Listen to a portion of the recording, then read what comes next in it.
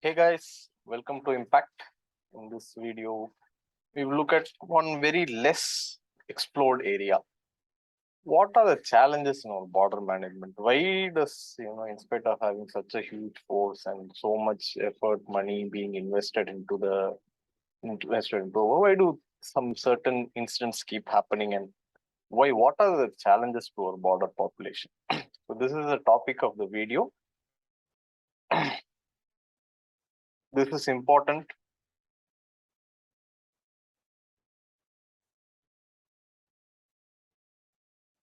So this is important from a perspective of GS3 mains internal security. So every year at least 2 to 3 questions have been asked from GS3 paper that involves both static and current affairs part.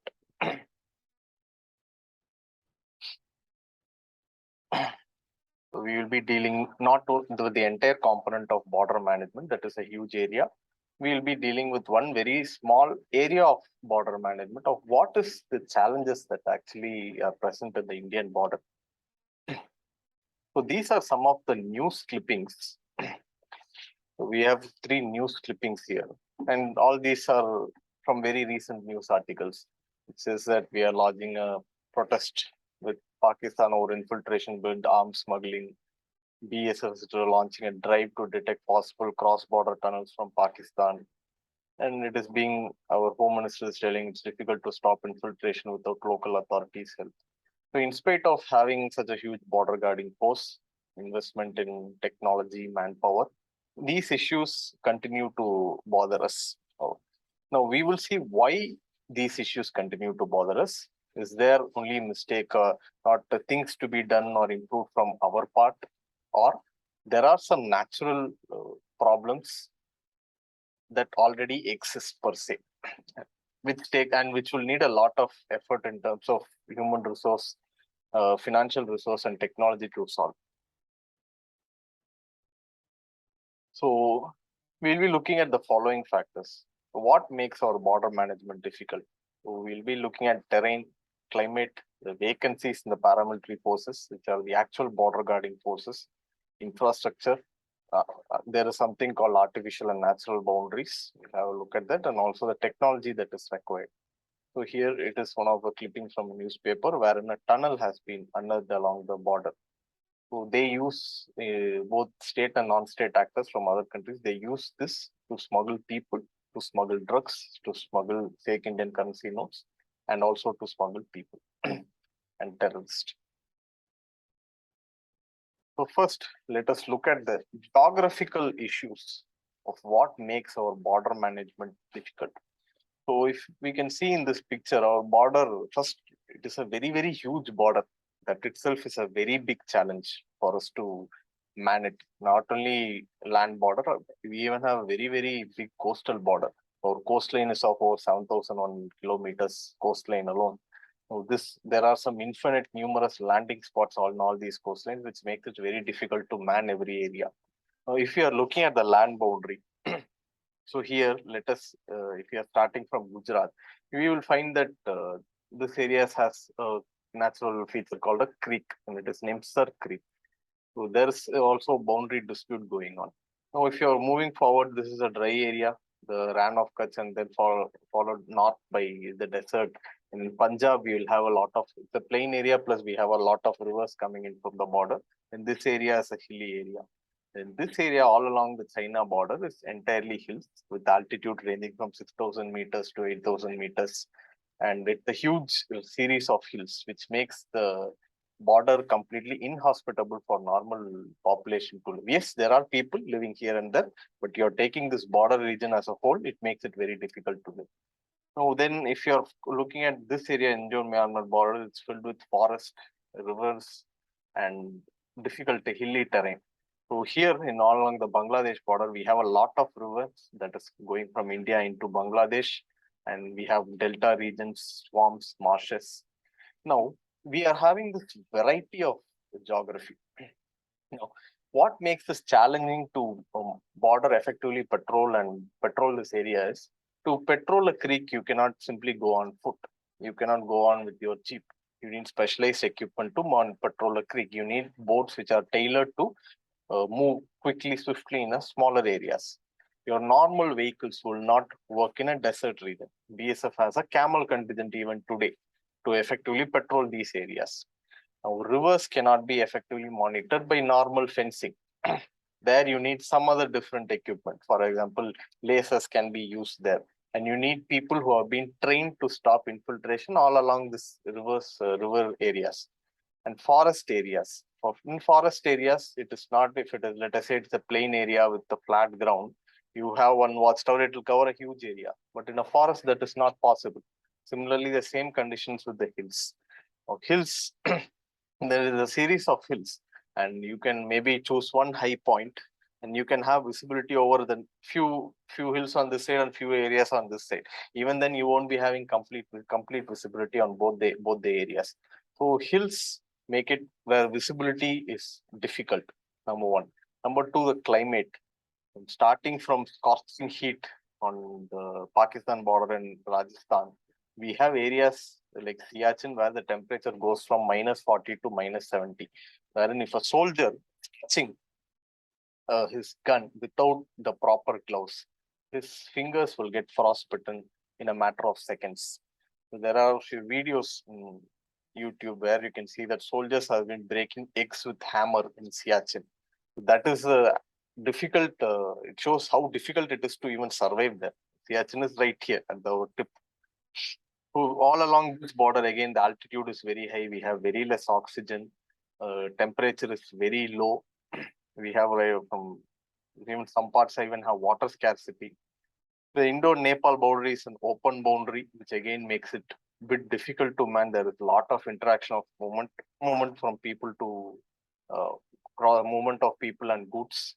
So again, here we need, there are a lot of rivers. We need specialized equipment to man rivers, specialized lasers and other communication command system to man effectively these particular areas. So geographically itself, and looking at the coastal boundary, it is simply huge. There are just so many landing spots. We have a group of islands here. Andaman Islands alone is so huge in number, which makes it difficult to actually man these areas.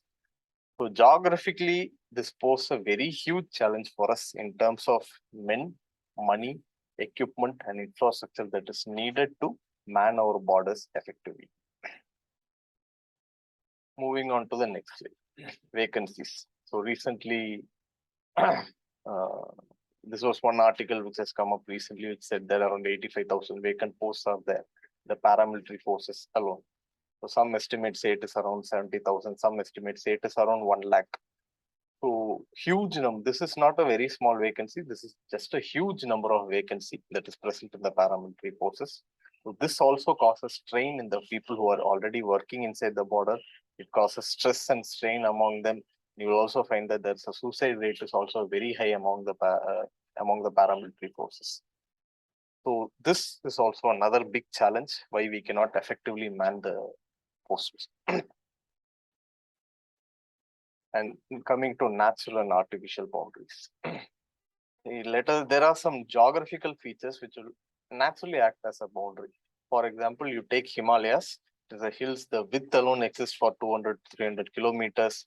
The hills height altitude goes up to even 8,500, 8,600 meters. It is very difficult to cross even today with all our technology and other things.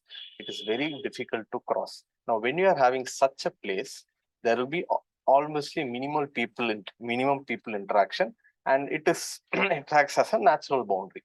But you take some other areas, for example, the plain areas in Punjab or in the some bordering regions between India and Bangladesh, wherein there is a lot of natural boundaries not there, and there is a lot of natural people to people connect on both the sides. If we are taking a look at Indo-Myanmar border, 16 kilometers on both sides, people are allowed to move freely between both the borders. So this shows that people have relatives on people to people interaction is good. They are they have kith and kin on both sides of the border. Now, in a place like this, you cannot go and effectively fence and say there has to be no people-to-people movement. That will actually backfire for whichever government is doing it. So our boundary even though we have a very good boundary in terms of a coastline in the southern area. In the northern area, even though there are a lot of natural boundary, but there's also a lot of artificial boundaries that has been created. Now, all these artificial boundaries are difficult to man because one, it is a plain area where people-to-people movement is naturally possible. For example, Indo-Nepal border, even though we have an open border, but there are a lot of artificial boundaries in terms of Indo-Pakistan border, Indo-Bangladesh border, which is a very difficult task to man and effectively patrol these regions. The next factor, infrastructure and technology. So here is one more news clipping recently where states that we have been looking at actions from across the border and we need to step up our infrastructure and technology in areas and to match up to whatever is happening across the northern part of the border. Even today, a lot of our border areas cannot be reached on a motor. It's not motorable. It is not even connected by a road. You have to literally walk. And that walk can extend from 1 day to 2 days to 3 days. It depends on the place wherever you are going. Yes, some areas are accessible by flight, but in terms whenever we want to mobilize people, huge army, air route may not be always be the best option or the most viable option. So we still have a lot of routes to make, in terms of our border infrastructure. Similarly, technology. We are good in terms of technology, but are we good enough? Are we the leader in the world? Definitely not. We need to still put a lot of effort into technological impasse. For example, smugglers have started using drones in the border areas to simply smuggle weapons and drugs across the border. It provides them anonymity. It provides them very less investment in terms of a drone. The risk has been minimalized for them. So we cannot easily shoot down a drone with our normal guns. Sniper guns can be effective, but to a very less extent. We need an entire anti-drone system that can effectively combat these areas. This is one example of how we need to upgrade our technology. But other than that, in terms of the Himalayan region along the China border, our cameras are not that good as how the other side is having. So these areas we need a lot more investment, research and development to make it to make us one of the leaders in this world and to actually secure our borders. Then yes, some issues have also been there. This is again one more news clipping wherein a BSF officer has been put under administrative action for corruption. So this issue also exists among pockets or some areas in the forces. So these are some of the challenges which makes border management difficult in India. So in some other video, we'll also look at the other aspects of border management and what our government has been doing it to overcome and combat these challenges. Thank you.